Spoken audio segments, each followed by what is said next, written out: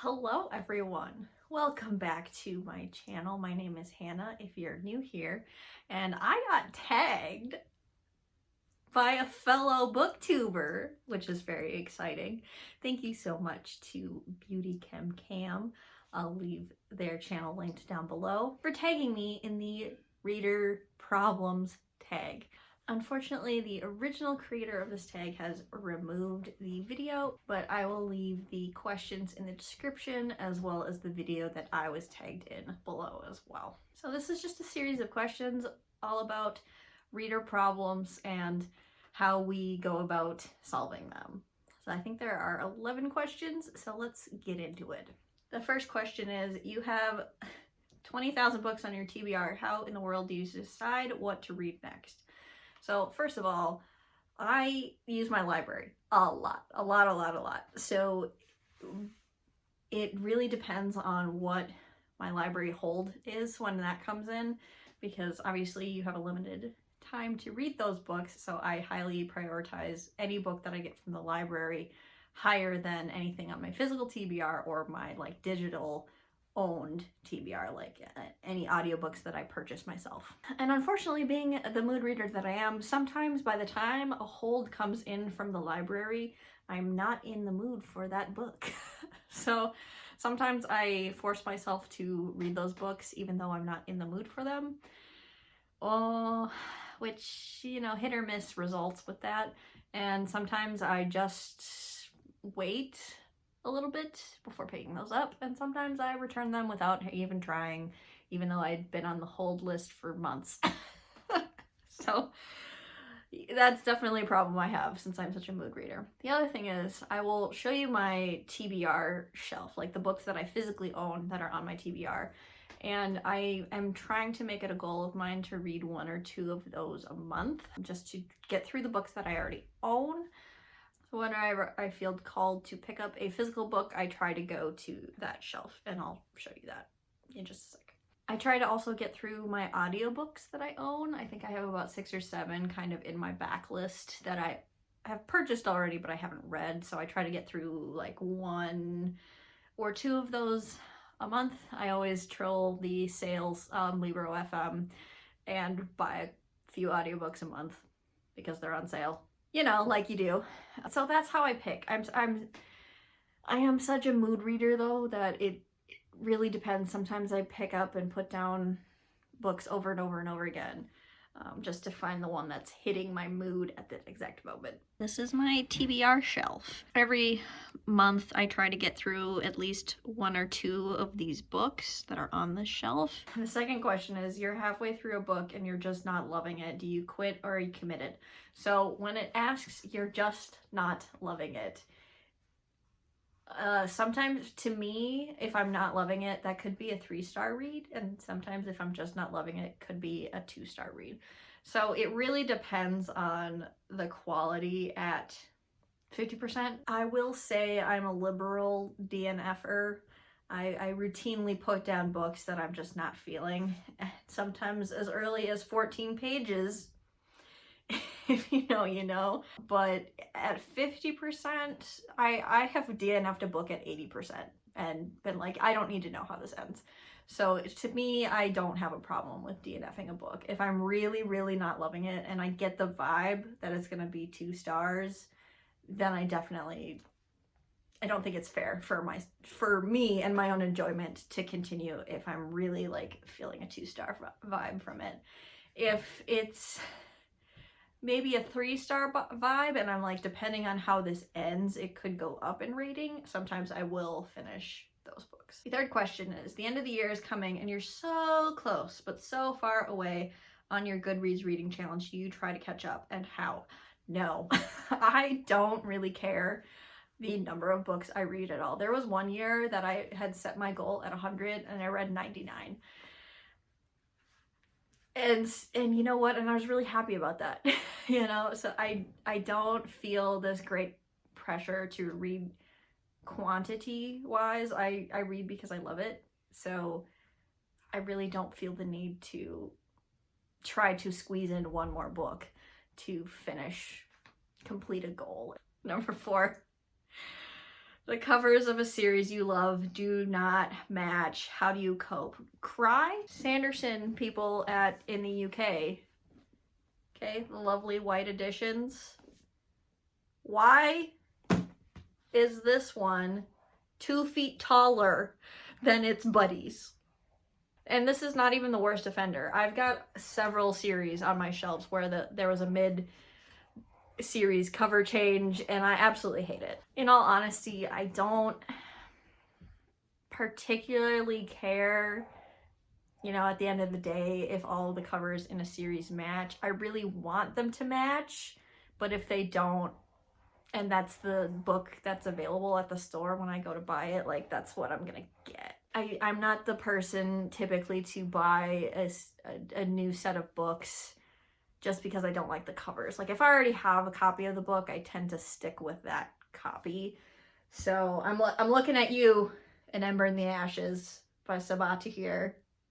I am not buying the first 2 books again with the new covers. I'm just not. Number 5, everyone and their mother loves a book you really don't like. Who do you bond with over shared feelings? My husband. He often bears the brunt of a lot of my discontent with popular books that I don't love. And so shout out to him for that. He has no idea what I'm talking about, but he listens anyway. I don't tweet about books I hate. I don't write bad reviews necessarily.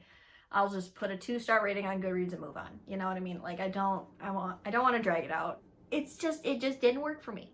You're reading a book and you're about to start crying in public. How do you deal? Well, first of all, I'm rarely in public.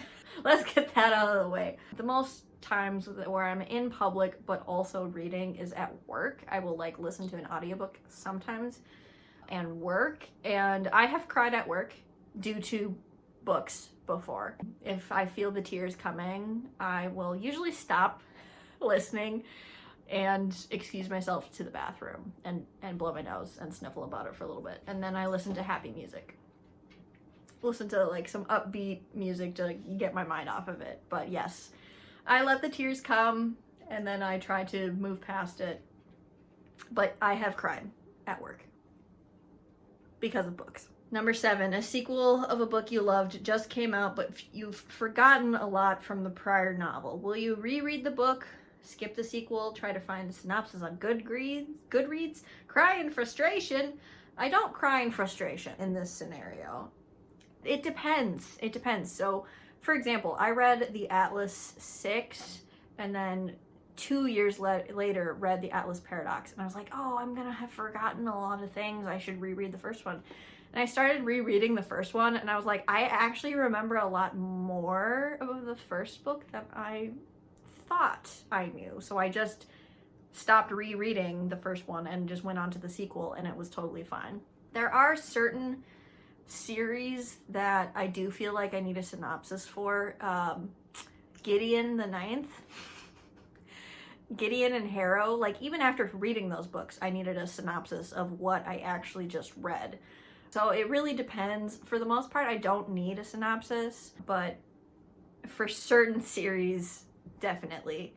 Ooh, number 8, you don't want anyone borrowing your books. How do you politely tell people no when they ask? I have never not lent out my books, so I don't really understand this notion. Even like a friend of a friend wants to borrow a book, I don't have a problem lending it out. I just make sure that the friend that is the connection between me and the person who's actually borrowing the books, like, just say, hey, after like 6 months, like, hey, have they read those books? Like, I kind of want them back. And it's never been a problem. So I don't really understand this notion. I especially for books that are my favorites, because I usually own a digital copy as well as a physical copy. So I don't feel necessarily emotionally attached to a physical copy. There are a few books that I will say I would be sad if they got destroyed or ruined, but overall, I don't really have a problem with people borrowing books for me. Number 9, you picked up and put down 5 books in the last month. How do you get over your reading slump? I don't really get reading slumps. So there are some days when I just don't want to read. And in those instances, I just like watch TV for that night. But usually that lasts like maybe 1 or 2 nights in a row. And then I'm like itching to read again. So I don't really feel reading slumps, which is blasphemous, it feels like. But if I'm seriously picking up and putting down like book after book after book, I will reread a favorite. Is usually my go-to if I'm just really not feeling anything new. Like I'm picking up all these new releases, I'm just like, nothing is sparking joy. I will just reread something. Number 10, there are so many new books coming out that I'm dying to read. How many do you actually buy? I used to buy a ton of new releases and then read them and hate them. So I have trained myself to not do that. Whereas what I do now is I just read everything from the library that's new. 9 times out of 10, I will read a new release from the library, and then if it's good and I want to either continue the series or I want to own a physical copy, I will buy a physical book once I read it. But I've just been burned too many times in the past about buying a new release and then hating it to keep doing that financially. If it's an auto by author from me, yes, I will do that for, you know, N.K. Jemisin, Sarah Gailey, Sylvia Moreno Garcia, Fonda Lee. Who else will I auto buy? Brandon Sanderson, Becky Chambers. If Becky Chambers comes out with something, I'm gonna buy it. Yeah. Does that make sense? Did I answer the question? So not many, not a ton, but a few here and there. All right, last question kind of piggybacks off the previous one. It says, after you've bought the new books you can't wait to get to, how long do they sit on your shelf before you get to them? It depends, and I hate saying that for every single answer, but it really does, because again, I'm a mood reader. So if I'm really feeling a romance and I pick up a romance book from the store, I will read it right away, like literally go home, read that night. But there are some books on my shelf here that I bought and I was super excited about, and I haven't read them yet. It depends, and I hate saying that, but typically I don't let things linger for more than a year or two. And again, I read so much from the library that sometimes I will buy a physical copy of a book and then it'll come in from the library, and then I read it after like 6 months. So there's that. Remind me, I'll show you my TBR shelf once I'm done sitting here. And as you can see, there are some new releases on here. Like I bought A Day of Fallen Night, brand new day of release, essentially. Yeah, so this is my TBR shelf. And so, for example, I bought Ocean's Echo on release, and that's been sitting here since November, since it was released. So that is definitely one I really want to get to, since, you know, I am really excited about it. Anyway, those are the 11 questions. I guess the last thing to do is tag people, but I don't know. Tag anyone who wants to make a video. You're tagged. I hope you got to know my reading and me a little bit better through answering some of these questions. I would love for any of you to answer these questions down below. Anyway, thank you so much for watching this video. Thank you for tagging me, BeautyChemCam. You are always in my comments and it makes me smile every time. So I appreciate you so much. And I will see you all in another video of mine very soon. Bye.